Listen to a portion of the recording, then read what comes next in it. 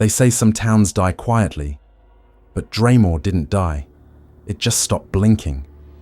People vanished, roads twisted, and behind every smile, something was watching.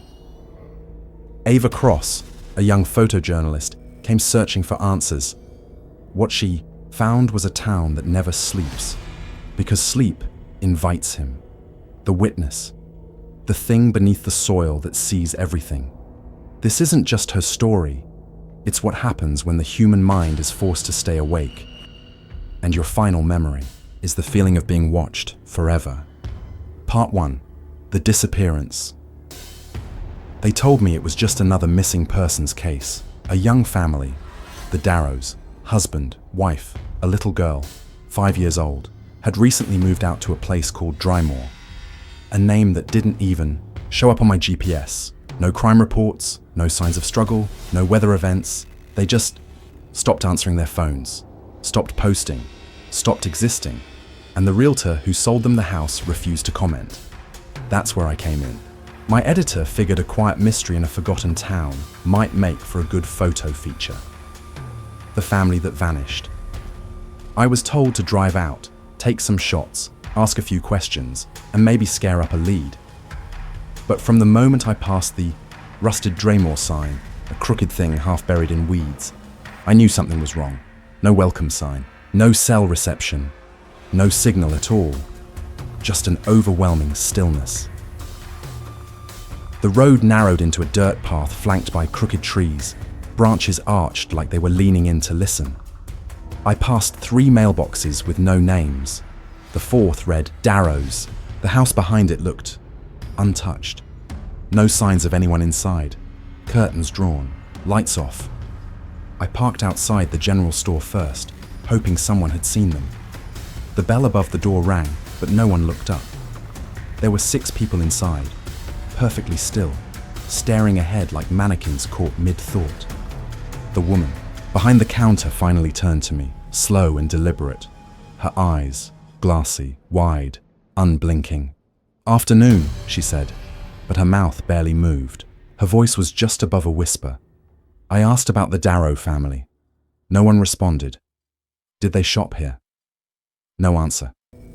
Do you know if they left town? Nothing. The man beside me eventually turned his head, slowly, like his neck was made of rusted wire. He smiled, lips thin, face pale. They came. They stayed. That's all. The others nodded in eerie unison. That's all. I backed out of the store and got back in my car. The silence followed me. As I drove further in, I realized how pristine everything looked. The roads were smooth, no potholes, lawns trimmed, buildings in perfect condition. But there were no kids playing, no dogs barking, no breeze. Just a constant, oppressive quiet, like the air itself was waiting. I checked into a motel near the town center. The receptionist looked like she hadn't blinked in hours. Her pupils were enormous. She handed me the key with a smile that didn't reach her eyes. Room 7. Don't open the window. She didn't explain. I didn't ask. That night, I reviewed the few photos I'd taken. Every image had something off. In one, a woman was walking past a shop window. But in the reflection, she wasn't there. Another showed the general store, 5 people inside, but I remembered 6. The worst was a shot of the Darrow house. Through the upstairs window, I saw something. A face, not a full one, just a sliver. Watching. When I went back the next morning, the window was empty. Knocked on the door, no answer. I circled the house, no signs of struggle. But the garden was freshly watered, the grass recently cut.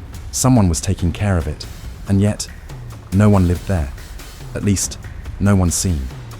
I spoke to more townsfolk that day, or tried to. They all said the same kinds of things. Flat, hushed voices, movements slow, deliberate, like they were saving energy. They watched me constantly. And even when I turned away, I felt their eyes clinging to my skin. One man in the hardware store whispered, "You're not staying long, are you?" When I asked why, he just looked at me with those 2 wide eyes. You'll understand when the lights go out. That night, I didn't sleep. Not because I wasn't tired, but because I was watched. I turned off the room light and lay in bed. But the moment my eyes closed, I heard it. A soft, dragging noise, like bare feet on carpet. I turned on the lamp. Nothing. I checked the hallway. Empty. But when I returned to bed, my window was open. I didn't open it. Outside, on the lawn across from the motel, I saw a line of people, just standing, facing me, still, and all of them had their eyes open. I closed the curtains, locked the window, sat in the chair with my camera in my lap, waiting for dawn. Around 3:17 a.m., someone knocked on the door, just once. I didn't answer. A second knock, then silence. I crept to the peephole. No one was there, but a note had been slid under the door. White paper, block letters, smudged like it was written in a rush. Don't blink, it chooses the ones who do. That was my first night in Dreymoor. And the Darrow family? I think they're still here, but not the way I expected. Not alive, and not entirely gone either. There's something wrong with this town. Something watching from behind two wide eyes. And I've already blinked once, maybe twice. Don't know if I'll make it out, but I'll keep my eyes open until they don't let me anymore. Part 2. Eyes in the dark. The woman who ran the motel looked like she'd lived through things she didn't talk about. She was small, hunched, with skin like paper and hair pulled so tightly into a bun it looked painful. When I checked in, she didn't ask for ID. She just looked up at me from behind the counter and said in a whisper I barely heard, "Don't walk after midnight, and don't close your eyes too long." I paused, waiting for some hint of humor, a smile, a wink, anything. But her face stayed blank. Her eyes, large, grey, watery, didn't blink once while she handed me the room key. Room 7. She held onto my hand a second too long. Her grip was stronger than I expected. "You're not from here," she said. I nodded. "Just here to find someone." Her eyes flicked to the window like she was checking the light. "You should leave before they start noticing." Before who starts noticing, I wanted to ask, but I didn't. I took the key and climbed the stairs to my room. The hallway was long and narrow, lined with faded wallpaper that peeled in curling sheets near the ceiling. The air smelled like dust and lavender and something else. Something faint and rotting, hidden under the perfume. Room 7 was at the far end. The room itself was small, outdated. One lamp on the nightstand, a faded rug, curtains drawn tight over the window, and a full-length mirror bolted to the wall beside the bathroom door. When I walked past it, I thought I saw something move over my shoulder, but when I turned, nothing was there. I tried to get some sleep, but I couldn't. I kept thinking about the Darrow family, their house, the faces in the windows, the eyes that didn't look away. Around midnight, I heard it. A soft, dragging sound, like something heavy being pulled across the carpeted hallway just outside my door. I sat up, holding my breath. The noise stopped.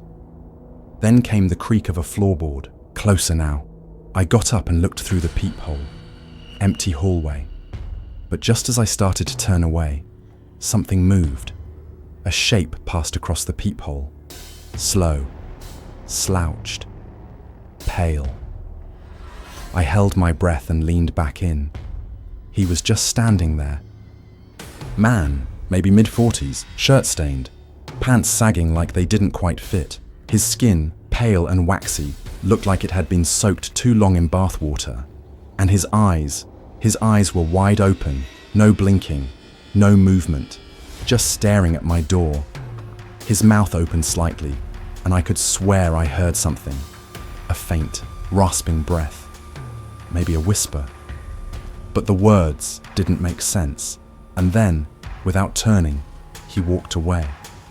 I opened the door a crack and looked down the hall. Empty again. But when I stepped back into the room, something felt wrong. The mirror. Looked at it and froze. There was a smudge on the glass, an outline, 2 handprints, like someone had pressed their face and palms against it from the inside. I touched the glass. Cold. I didn't sleep. At 3:12 a.m., I pulled the curtain back a fraction and looked out into the parking lot. He was there. The pale man. Standing in the exact center of the lot, staring up at my room, not moving, not blinking. His eyes were dry and wide, like the lids had forgotten how to close.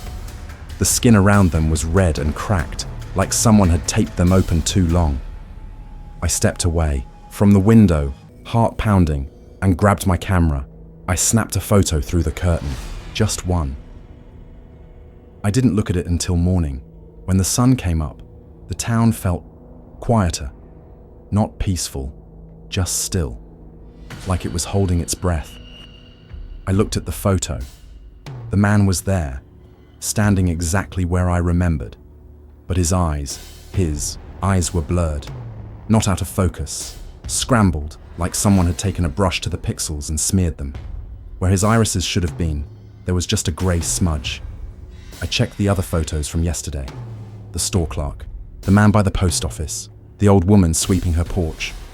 All the same, every one of them had no irises, just blank space, or static, or black holes where their eyes should have been. I took my camera and went back outside. The motel clerk was sitting on the porch, watching the road.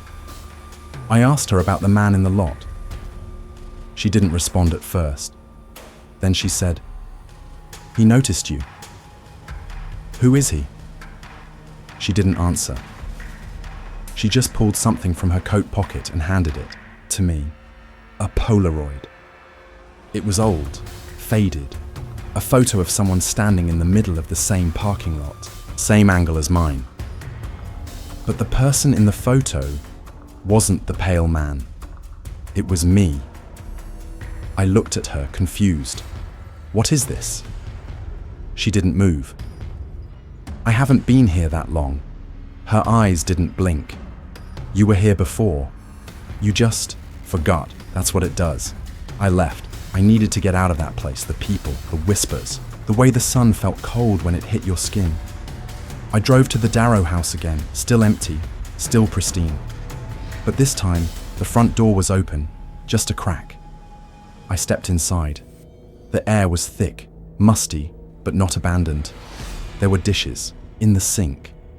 A child's drawing still taped to the fridge, a coat draped over the banister. Upstairs, I found the little girl's bedroom.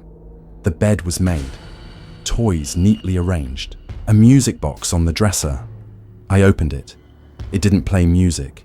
Instead, it made a sound like whispering. I leaned closer. A voice. A little girl's voice. It watches through the cracks. I slammed it shut and backed out of the room. As I turned, I saw it again, a face in the mirror at the end of the hallway. Just the eyes, wide, dry, and smiling. I ran, back to the motel, locked the door, shut the curtains, sat on the edge of the bed with the camera in my hands. Every photo, every face, no eyes, just emptiness. That night, the lights in the motel flickered once, then went out. I didn't move. Outside my door, I heard the dragging steps again, slower this time, heavier, closer, and then a knock. Soft, deliberate, followed by a whisper through the wood. You blinked, and I knew. He was right. Part 3. The Pact Beneath the Soil. The library in Dreymoor sat at the end of a street no one seemed to use. It was a squat, concrete building with narrow windows and a crooked chimney, surrounded by hedges trimmed too perfectly. When I pushed the doors open, a musty draft swept past me, the kind of stale air that hasn't moved in decades. Inside, it was dead silent. No librarians, no other visitors, just rows of dusty shelves and a faint ticking sound from somewhere, deep inside. I walked past the usual sections: fiction, non-fiction, local history. That's where I started. Something was here, something this town had buried, and I was done waiting for it to come to me. The newspaper archives were in a corner, cabinet, yellowing folders organized by year, most untouched. The earliest records dated back to 1891. The farther I went back, the stranger the headlines became. Town suffers. Another week of sleepwalking accidents. 3 children missing after full moon. Local priest warns of the sleeper below. It watches from beneath. Almost every year, always between autumn and winter, there were reports of townspeople wandering at night, eyes open, unaware. Some walked into the forest and were never seen again. Some were found days later, curled in ditches, faces twisted in terror. Then there were the drawings, scrawled in the margins of certain pages, barely noticeable. A shape, always the same, something massive underground, its limbs stretching like roots through the soil. Its head was little more than a dented oval, but the eyes, if that's what they were wide and open.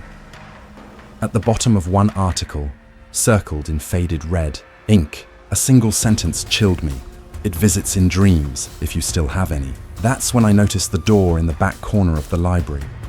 It was half hidden behind a filing cabinet, its knob rusted over, paint peeling. The kind of door no one opened anymore. I pushed it.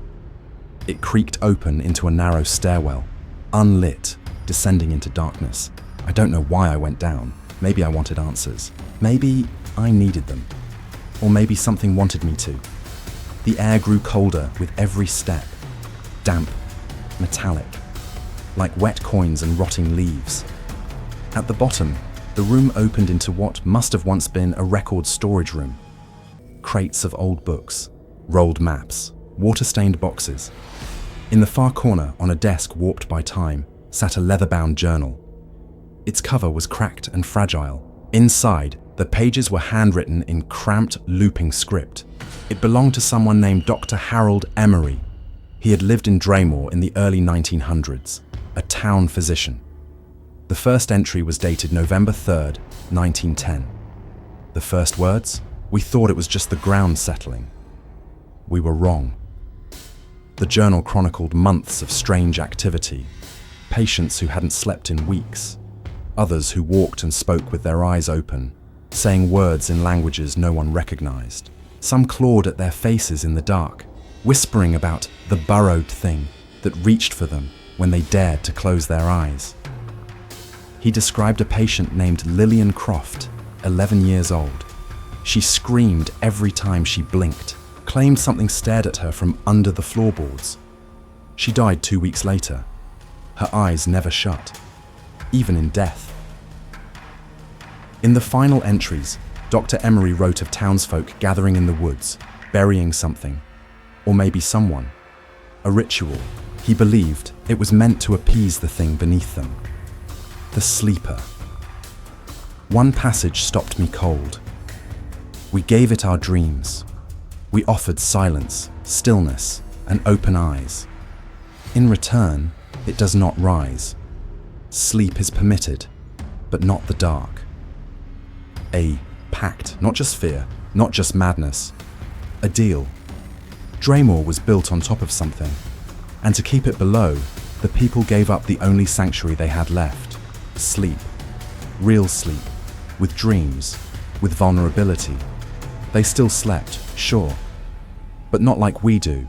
They trained themselves, conditioned themselves to sleep without ever closing their eyes, and now they were teaching me. I set the journal down and took a photo of one page. But when I looked at the image on my camera screen, the writing was gone. The page was blank, just yellowed paper and shadow. I blinked and looked back at the book. The words were still there, but on the screen, nothing, like it didn't want to be recorded. That night, I returned to the motel. The clerk didn't speak as I passed her, just stared, unmoving, her eyes dry and distant. In my room, I couldn't stop thinking about the journal, about the sleeper. I tried to rest, but the light from the hallway crept under the door, and every time I shut my eyes, I saw it. Not a shape exactly, not yet, but movement, shifting soil, the outline of something enormous turning slowly beneath the town, a heartbeat deep in the rock. It knows when you're dreaming. That's what Dr. Emery wrote. And dreams are doorways. I sat up, breath shaking, and looked at the mirror. For a second, just one, it wasn't my reflection staring back. It was something, with my face, my hair, my body. But the eyes were wrong, too large, too dry, too still. I blinked, and it was gone.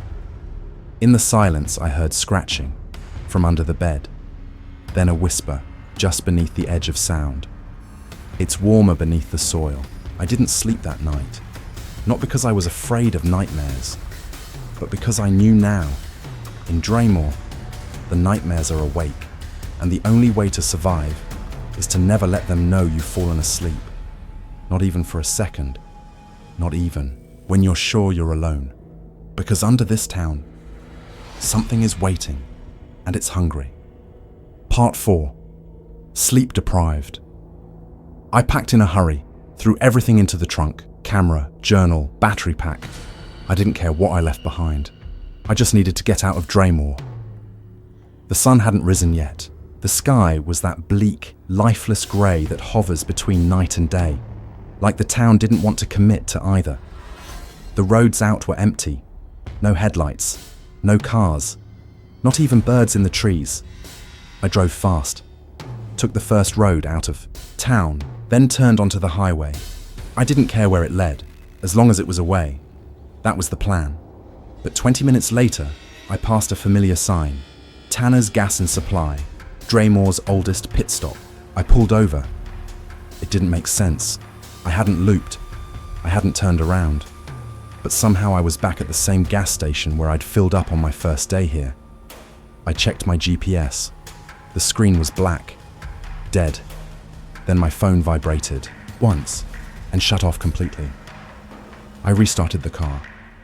Nothing, just a low, dry clicking sound. Then silence. I sat there, staring out the windshield. The gas station lights flickered. The man at the counter, the same man from before, stared at me through the glass. He didn't move, didn't blink. He just raised one hand and pointed downward. I didn't go inside. I locked the doors, gripped the steering wheel. Then out of the corner of my eye, I saw movement. In the rearview mirror, eyes, dozens of them, pressed against the back seat, crawling up the interior windows, all wide open, dry and bloodshot, blinking out of sync. Some too large, others too small, some upside down, none of them human. I turned around. Nothing. The back seat was empty. I shut my eyes for a second, just a second, and when I opened them, the gas station was gone. Just empty road, flat land, in every direction. I sat frozen. My mouth was dry. My heartbeat wouldn't slow. I drove again, turned at the next junction, headed into the trees. 10 minutes later, the same gas station appeared again. Same building, same man at the counter. But this time, the windows were fogged with handprints. I pulled over, opened the door, and threw up on the gravel. I hadn't eaten since the day before, maybe longer. I didn't even feel tired, just thin, like something had been hollowing me out from the inside. Back at the motel, I stumbled into my room, collapsed onto the bed, and stared at the ceiling. I didn't remember unlocking the door or turning off the lights, but everything inside was different now. The mirror was gone. The closet door was ajar, though I remembered shutting it, and something had been scratched into the wall above the bed. Stay awake. It sees through you. The letters weren't written with a pen or a key. They were gouged deep into the plaster with fingernails. Tiny crescent moons of dried blood rimmed the edges. I checked my hands. My nails were raw. I didn't remember doing it. I didn't remember much anymore. There were gaps, flashes, blackouts I couldn't explain. I blinked, and suddenly I was in the shower, fully clothed, water running cold over me. I blinked again, and I was outside, standing barefoot in the gravel behind the motel, clutching my car keys. I couldn't tell if I was awake anymore. The dreams, if that's what they were, kept folding into each other. Once, I opened the motel fridge and found a human eye floating in a jar of cream. Another time, I drank from a coffee cup and saw something blink in the swirl of milk. I stopped trusting. Mirrors, they reflected too much. Sometimes they showed me blinking when I wasn't. Other times, they didn't reflect me at all. I caught myself sleeping with my eyes open, my body shutting down for seconds at a time. Micro-sleeps, I think they're called. Moments where the brain powers off to survive, even when you're fighting it. I'd lose time, wake up and find drawers open, furniture moved an inch to the left. One time, the bed was facing the opposite wall. I don't know how it turned. Another time, the floor beneath the rug was covered in dirt. Fresh, damp. I lifted the rug slowly. There were scratches in the wood, not marks. Words, long, rambling, carved over and over like a chant. It's closer now. It's beneath your breath. Stay awake. Stay awake. Stay awake. I tried to write things down, keep track, journal the timeline. But every time I did, the entries were gone by morning, or replaced with things I didn't remember writing. One entry just said, "You were asleep for 7 minutes. It licked the back of your eyes." I stopped writing after that. At night, I started hearing breathing. Not from outside. Not from the hallway. From under the bed. It wasn't loud. Just steady. Rhythmic. Like something resting. Or waiting. I tried to look once. Lifted the edge of the mattress with my phone flashlight in hand. There were eyes under there. So many eyes, pressed against the floorboards, blinking in unison, watching me upside down from beneath the surface. I didn't scream. I couldn't. My mouth wouldn't open, just like in dreams. But I wasn't dreaming. At least, I don't think I was. That night, I nailed the door shut. Drew symbols I'd seen in the journal. Salt. Iron. Circles with lines through the pupils. Anything that made sense. I drank coffee until my hands shook. But the moment I blinked longer than a second, I saw it. It's not a shape. Not exactly. It's a presence. A shadow cast by something that isn't there. A thought too big for the mind to hold. It doesn't break into dreams. It waits until you leave the door open. Sleep is a door, and every time I lose a second to exhaustion, I open it a little wider. That's what Dreymoor did. That's why they trained themselves to sleep with their eyes open. Because once the door is open, you can't shut it again. Not all the way. Not ever. Last night, I woke up standing in front of the mirror. I had written something on the glass with my finger. "You're not Ava anymore." And the reflection? It blinked before I did. Part 5. The watching thing. I met Jonas in the basement of the old post office. He wasn't supposed to be there. The place had been boarded up for years, windows shattered, walls curling inward from rot and time. But I was following something. A sound, maybe. A memory. A whisper I couldn't trace. I stepped inside, flashlight cutting through layers of dust and mildew, and heard movement below. Not fast, not threatening. Just breathing. When I found him, he was sitting in a folding chair, wrapped in a blanket, eyes closed, face turned toward the wall. He didn't flinch when I spoke, didn't ask who I was. He just said, "They finally let you see it, didn't they?" I froze. He smiled. A thin, tired thing. "I know the signs," he said. "Your voice shakes like someone who hasn't slept in days. Your breath stutters when the air moves. You haven't blinked in a while, have you?" I asked who he was. He told me his name was Jonas Tallow, born in Dreymoor, left before he was 15, but not by choice. "When I was 7, I went blind," he said. "Fever, infection, took my sight, left me with the dark. I thought it was the end of everything, but it saved me." He gestured to the wall, fingers, tracing shapes I couldn't see. "They stopped watching me after that," he said. "Stopped whispering. Stopped scratching. The witness doesn't care for the blind."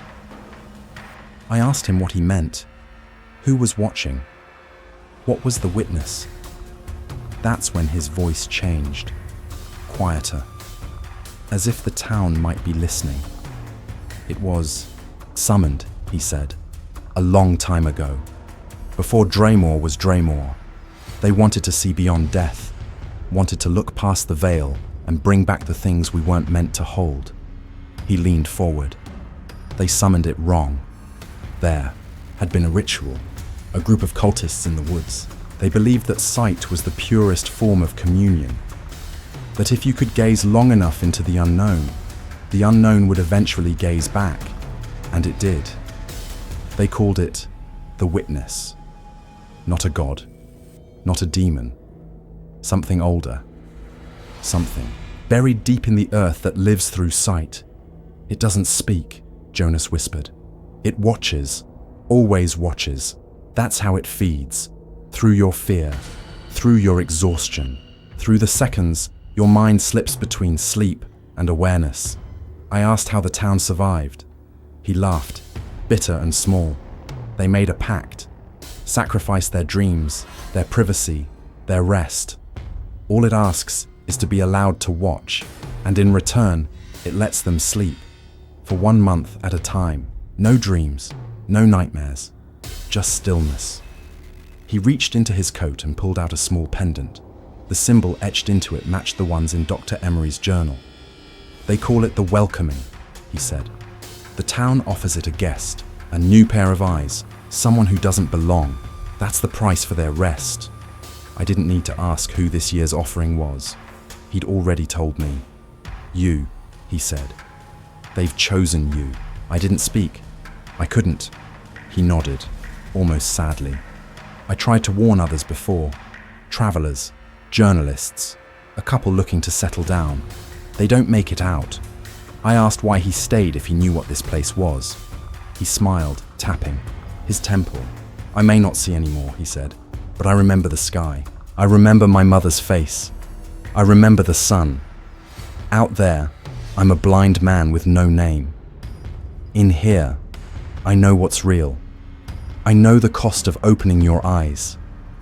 Then he leaned in close, and his voice dropped to a whisper. "They're all ready, preparing the ceremony. The town's too quiet, too clean. They're pretending not to see you now. But that's only to keep the witness curious. If they look too hard, it loses interest. But if they pretend you're just out of reach, it stares longer." I asked him what I could do, how to stop it, how to run. "You don't run," he said. "You don't fight. You blur. You disappear into stillness. No thoughts, no fear, no sleep. If you vanish from yourself, sometimes it gets confused." I didn't understand what he meant, but I had no choice but to listen. He handed me a flask. "Drink. This, when you start slipping, keeps you awake, burns your nerves, but better than being taken." I started to leave, but he grabbed my wrist. "One more thing," he said. "If you feel warmth in the floorboards, if you hear humming in your left ear, it means it's close, too close." I nodded, and then he said something that still hasn't left me. "If it ever speaks to you, don't answer, not even in your head." I left him there in the dark. As I stepped out into the street, the town looked unchanged, polite, still. But I knew now, behind those windows, behind those curtains, they were waiting. not watching me directly. That would ruin the ritual. They wanted to lure the witness. They wanted it to be interested. So they played the game. Smiles, quiet greetings, empty streets. And somewhere beneath my feet, it was watching.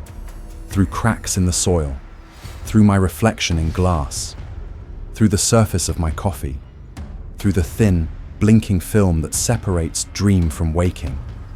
The longer I stayed, the more I felt it. Crawling behind my eyes, leaning closer every time I blinked. And now, the nights are getting longer. The eyes in the mirror blink out of sync with mine. And sometimes, just sometimes, I feel something heavy settle behind me when I sit too still, something blind, but hungry, and I wonder if I'll even know when the welcoming begins, or if it already has. Part 6. Eyes wide forever. I waited for daylight, but it never really came. Just a dull grey wash that made everything feel like a faded photograph. The kind you find at the back of an old drawer. Too still, too quiet, too perfect to trust. Packed my things again, though I barely had anything left. Just the clothes I hadn't burned, the journal, a flashlight, and the flask Jonas gave me. I didn't care about the car. I would walk if I had to. Run. I just needed out. But as I stepped out of the motel room, I knew I was already too late. The town was waiting. They stood in the street, all of them, lined shoulder to shoulder. No words, no movement, just faces, smiling, calm, terrifyingly calm, eyes wide open, not blinking, not one of them. Children, the butcher, the motel woman, all of them illuminated faintly by lanterns held in their hands, flickering orbs that made their pupils shimmer like mirrors. I turned around to run back inside, but the door was already locked. My key snapped in the handle. I backed away, slowly, and that's when they began to walk, in complete silence. Not a shoe scraped, not a breath escaped, just the soft crunch of gravel beneath synchronized footsteps. I didn't scream. There was no point. They moved like water, surrounding me, pulling me in. Hands gripped my arms, not with violence, but with an unbearable gentleness, as if I were something precious, something they didn't want to bruise. I tried to fight.